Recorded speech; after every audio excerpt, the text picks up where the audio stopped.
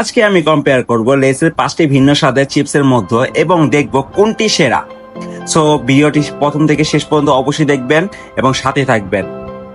লেসের যে ফ্লেভারটি আমি প্রথমে টেস্ট করবো সেই ফ্লেভারটার নাম হচ্ছে ক্লাসিক সল্ট।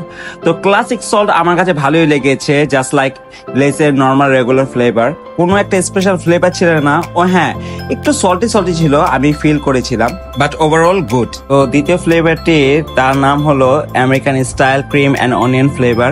সত্যি কথা বলতে গেলে এই ফ্লেভারটি খেতে আমার কাছে দারুণ লেগেছে, কারণ এই ফ্লেভারের মধ্যে আমি চিজ এবং অনিয়নের এক অসাধারণ মিক্সচার পাচ্ছিলাম।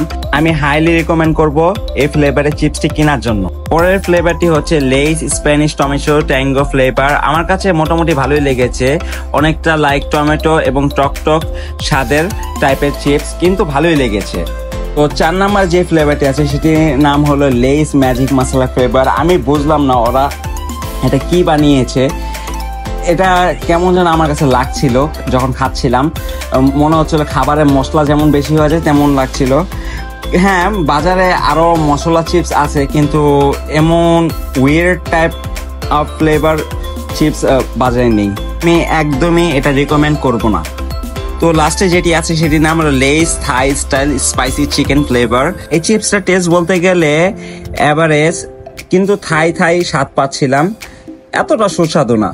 তো এই সকল চিপসের মধ্যে আমি কিনতে বলবো American style cream and onion চিপসটা, কারণ এই চিপসটা অ্যাকচুয়ালি অনেক ভালো ছিল। ভিডিওটা যদি ভালো লাগে অবশ্যই লাইক, কমেন্ট অ্যান্ড শেয়ার করবেন এবং আমার পেজটাকে ফলো করতে ভুলবেন না।